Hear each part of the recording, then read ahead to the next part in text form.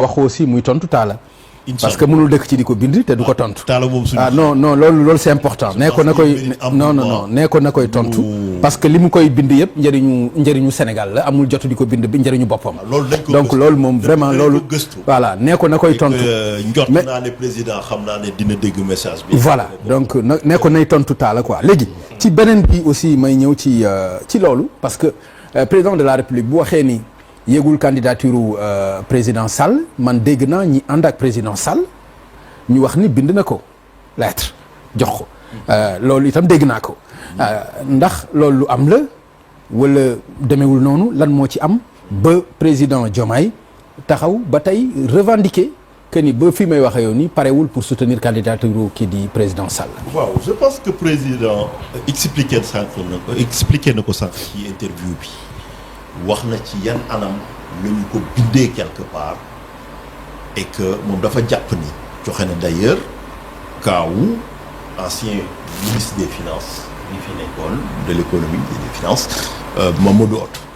Amadou Hott. waaw Amadou plutôt excuse-moi.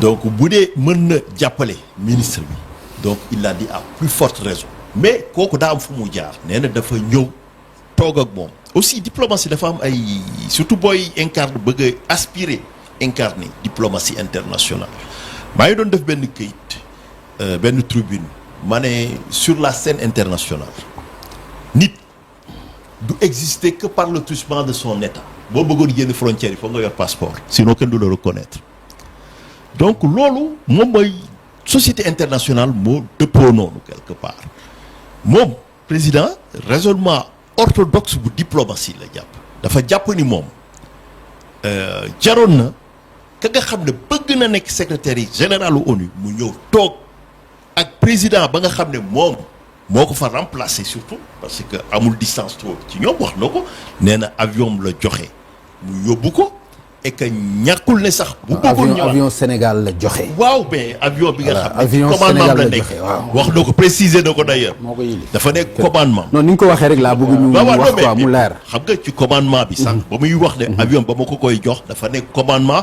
parce que maa nekk président. voilà tey président bu waxoon ne ngañ soxla na dem bitim réew ci li nga xam ne yitteel na Sénégal wala jàpp nañ ni njeexital lay am ci Sénégal mën na commander ordonner ñu yóbbu. parce que ñun ñoo ko jox doole jooju pour 5 ans donc ci loolu la ko waxee léegi ba mu ñëwee moom ci nu mu ci lecture am ci tënk maanaam dafa jàpp ni jaroon na en tout cas bu dee président dafa bëgg a nekk candidat dafa waroon ñëw Macky Sall janoog moom peut-être dans le secret mais ñu waxtaan mu dëggal boppam ñu waxtaan ci moom dafa ne dafa jékki jot courrier ci li mu wax sànq et je pense que peut-être suivre nga ak man.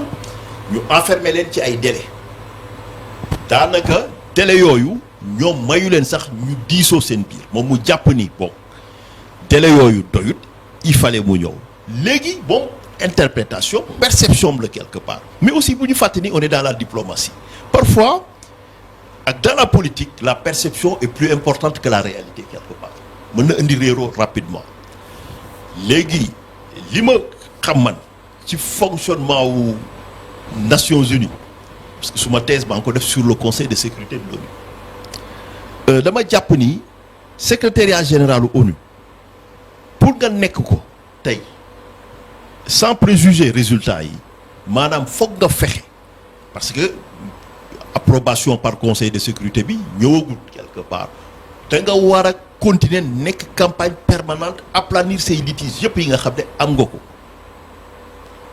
parce que lu tax xam nga dañuy wax assemblée générale ñoom ñooy désigner secrétaire nomination bi bu ñu ko defee ba pare mais dañ koy ratifier au niveau du conseil de sécurité de l'ONU le conseil de sécurité de l'ONU pour mu ñëw adopter benn résolution il faut le vote affirmatif des 9 sur les 15 yi nga xam ne ñoo ko composé c'est-à-dire il faut ay 9 ci 15 yooyu mais jàppal ni ci 9 yooyu foog ñu am ñëpp d'accord vote affirmatif u 5 membres permanents yi nga xam ne mooy France Royaume-Uni Chine Russie États-Unis te ñoom ñëpp am veto waaw ñooñu mais ñooñu boo leen amee il faut nga toftal yeneen ñeent yi nga xam ne ñooy yóbbu vote bi mën a am mais ñeent ñooñu bul fàtte ni foog mu am ci boo moytuwul ña nga xam ne ci voix africain yi la parce que ñële ay candidats latinos du ñu voter c'est sûr quelle que soit la tendance du ñu voter pour ñeneen donc ñooñu tey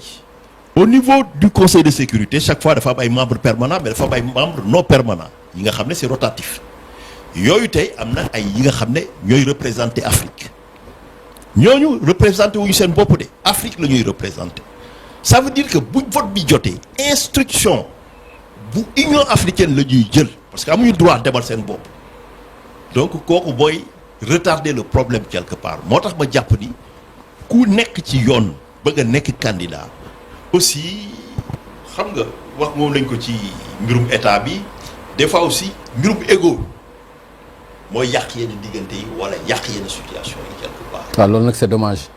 moo tax ma jàpp ni moom vraiment président bu waxee foofu la wax boo amee dégg-dégg da ngay dégg ni. moom moo am égo bi quoi moom président Diomaye. non waxuma égo mais parce que ka nga xam ne moo soxla soutien. ok yaay wuti soutien. d'accord quelque part mais foofu léegi est-ce que nag di nga ko am wala doo ko am loolu leneen la. mais ci anam yi nga koy defee. d'accord léegi nag. non mais maître fu may jeexalee non baal ma bala ngay jeexal. waaw. est-ce que président aussi. position Aminata Touré influencé wu ko. ci candidature Macky Sall. non jàpp ma ne. Aminata parce Touré que la position. Aminata Touré. waaw dafa clair dafa leer. non Aminata Touré position am dafa constante moom dafa am lecture am nañ président.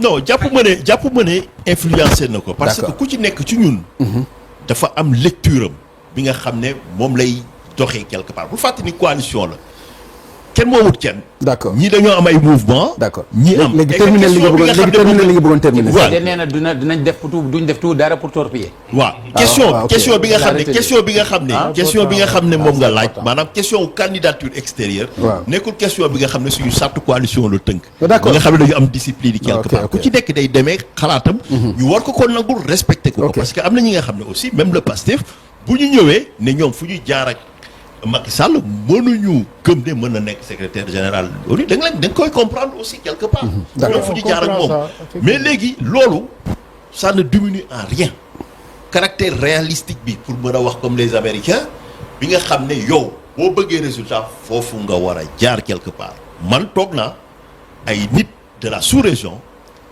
ne ma président tel mu ngi jéem a woo ce président depuis 2 jours waxu jël téléphone am parce que président wax na ko peut-être à mot couvert que benn instant effectivement donc il ne pouvait pas accepter ñu leen di mettre la pression quel que soit ki nga xam ne moom ci moom la ñu jaar quelque part ma jàpp ni yooyu yëpp lu mënoon a ñàkk la. waaw mënoon na ñàkk kay vraiment ba ñuy dem vraiment loolu mënoon na ñàkk la. non ma ne ba ñuy ay dem président yeneen réew bi président ko ci sollicité boppam pour moom ma ne waaw mais loolu aussi loolu waroon mën a ñàkk la. waroon a jaar rek fi nga waroon a jaar quelque Ok, part d'accord. man de bu ma nekkoon candidat am jaar-jaaram ma am aspiration dem ok. comité gis nga doo gis athlète international buy daw te amul comité national foog sa dëkk samp la nga bëgg ko nga bañ ko quelque part man loolu laa gëm D'accord. léegi nag voilà D'accord. après le reste on Merci lui beaucoup. souhaite bonne chance alors Souleymane ñu ramassé ko comme ni ko ñëpp ramassé. ci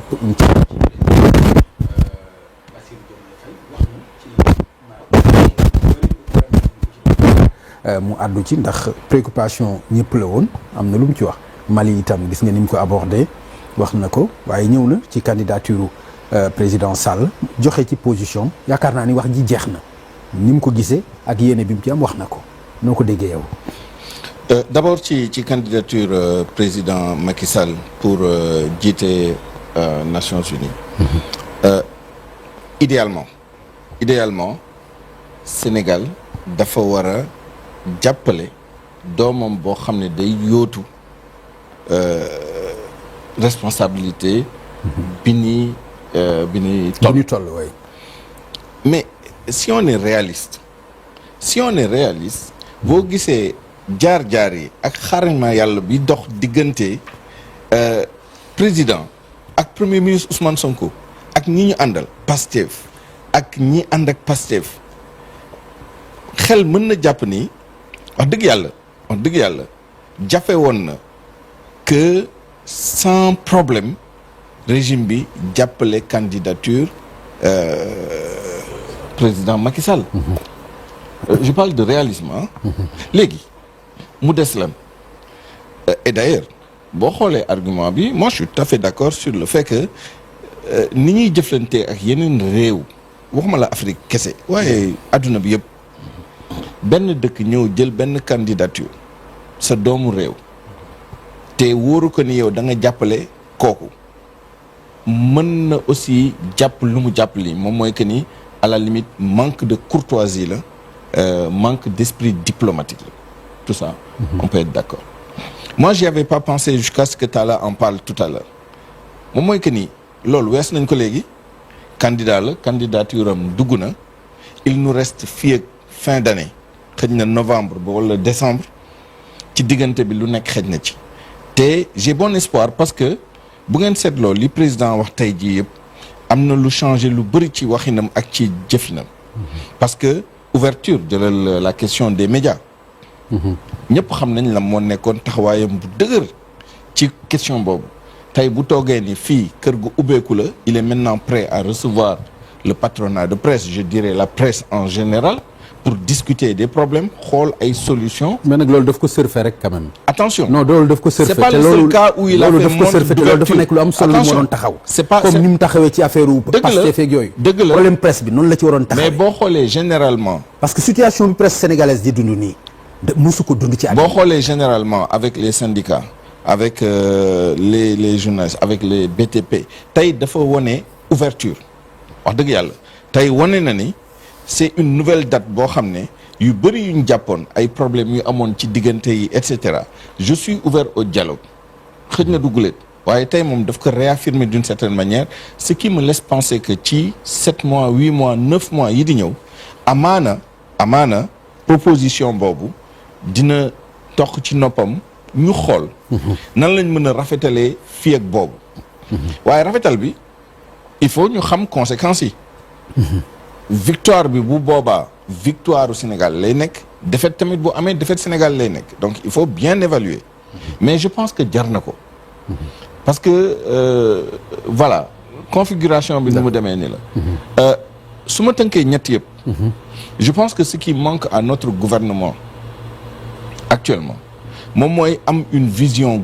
globale et une approche stratégique des questions moom mooy yóbbu ci Mali par exemple évidemment Mali wax nañ ko Mali lu ñu boole ak moom ce n'est même pas le Soudan français non c'est l'empire du Mali il y a d'excellents bouquins là-dessus je veux citer entre autres Maître Alioune Sall qui a été magistrat à la Cour de justice de la CEDEAO éminent juriste qui a écrit sur la question pour wane les fondements de l'intégration africaine te boo jàngee livre bi di nga gis ay aspects yoo xam ne di nga gis ni commerce moo ñu boole woon dem ak dikk jënd ak jaay ba tey des caravanes ak yu mel ba tey nii waay mbokk dugg ci parce que bi ñu bokkee nekk Soudan français mais moi personnellement j'ai de la famille au Mali te waxuma la ay ñu émigré ah non depuis des générations ñu nekk foofu vice versa am na ñoo xam ne fi lañ nekk donc bokk bi dugg mais interdépendance économique bi évidemment le Mali a diversifié ses sources d'approvisionnement Côte d'Ivoire ci la bokk ñu ngi xool Guinée nan la ci bokkee ba Mauritanie waaye li ci gën a bëri diggante Sénégal ak Côte d'Ivoire la port Dakar bi ak port sec yi nga xam ne moom lañ def fële ci Bamako ñu am yéene def ko ci diggante bi soit à Kidira en tout cas à Tambacounda et cetera loolu day wane dayoo Sénégal ci économie Mali waaye boo xoolee ni suñu jëflante ak bitim réew li ci gën a bëri suñu diggante ak Mali la day wane aussi ni Mali sore ci suñu biir économie te loolu ay pàcc la rek am na yeneen yu ñu bàyyi donc c'est un pays important stratégiquement pour nous suñu sécurité yi dafa interdépendante parce que wax nañ ko bu Mali kenn ñaanu ko nërmeelu woon évidemment Sénégal duñu nelaw yeneen réew tam duñu nelaw donc au regard de suñu taxawaay ñun on a pris la présidence de la commission de la CEDEAO dañ fa am taxawaay Sénégal am taxawaay ñu am aussi jaar-jaar parce que président de la République premier sommet am CEDEAO dañ ko dénk mu dem waxtaan ak maliens yi Et il avait désigné le professeur Bathily d'ailleurs comme envoyé spécial. Effectivement. Évidemment, les résultats n'ont pas été à la hauteur suñu yéene. Parce que yéene bu kawe la woon. Mais loolu yëpp jaar na ci diggante bi. Tout à fait. Alors, pourquoi je parle de décision et d'approche stratégique tey jii munoo wax sécurité Mali ak Sénégal te waxook Mauritanie. waxook Algérie.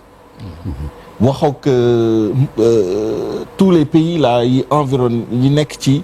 jeu bi ci jeu bi. y compris le Tchad et cetera te Sénégal am na dayo boobu en tout cas amoon nañ ko te ñu ngi yaakaar ni dinañ ko amaat avec la nouvelle diplomatie que nous avons le nouveau ministre des Affaires étrangères et peut-être cette prise de conscience aussi du président de la République sur ces questions-là. Alors stratégie ça veut dire quoi? Ça veut dire au moment bi ngay demander la France mu génn Sénégal mu bañ a nekk un coup kenn waxul ni France waru fi génn wala et cetera c'est pas ça mais au moment bi nga koy def est-ce que xool nga toutes les dimensions de la décision sécuritaire ak anticipation yi nga war a def ci évolution sécuritaire sous-région bi loolu il faut ñu gën ci liggéey pour que lépp lu ñu def mu am une analyse plus fine suñu ay investissement dans le domaine de la sécurité anticipé. Et ça, il faut saluer le président Macky Sall. Hein? Okay. La montée en puissance des forces armées, des forces de défense et de sécurité du Sénégal, lu ci bëri li ci am wax dëgg yàlla 2 années yi passé xawma lu ñu ci def parce que xëj na transparence bi doon am avant amatul. D'accord. Amaana am na lu ñuy def ay yeneen investissement mais li ñu def montée en puissance dans la marine les moyens aériens ci armée de terre et cetera loolu yëpp ça entré dans le cadre d'une vision boo xam ne da doon anticiper lii yëpp am na yoo xam ne ñun kese la am na yoo xam ne dañ ko def en accord avec les pays de la sous-région et de nos partenaires aussi y compris l'Union européenne parce que Garci yi par exemple loolu la pour dire quoi? Pour dire que il faut vraiment que ñu rehausser le jeu sur ces questions-là. Maintenant très rapidement sur le Maroc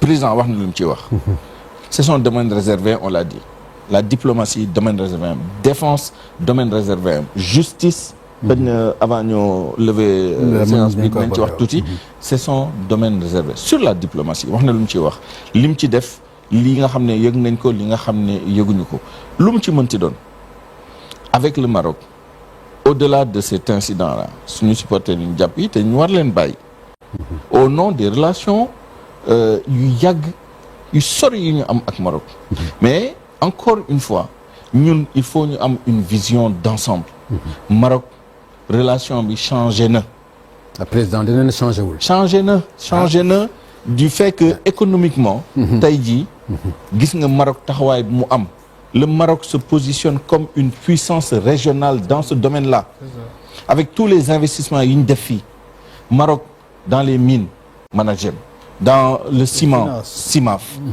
compagnie d'assurance les banques hein ak nu le commerce même jaay légumes ak fruits pour vous dire que dañoo nekk dans une politique d'expansion boo xam ne ñun tam il faut ñu xam nan la ñuy doxalee ak ñoom nan la ñuy doxalee ak Algérie nan la ñuy doxalee ak Union européenne nan la ñuy doxalee ak ñeneen pour que le rapport de force là ne soit pas unilatéral qu'on ne soit pas naïf. D'accord. Adduna tey jii naïveté boo naïfee da ngay daanu. Ok. Donc il faut nga ànd ak pas caay-caay mais nga yeewu xam ñi ngay jëflanteel say intérêt say force say faiblesse ak seen relation yan levier nga ci mën a utiliser pour ngay am loo xam ne boo ko jaaree par la voie naïve doo ko am ci sa perte rek ngay merci beaucoup merci jërëjëf Souleymane xam naa ñu dem ci question bu mujj su ko defee parce que toogaay bi dafa yàgg ngeen